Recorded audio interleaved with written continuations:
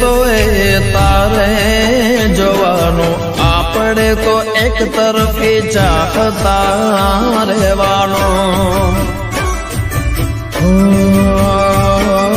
નથી લાગતું કે હવે થાય મળવાનું, નસીબમાં લખેલું ભોગવે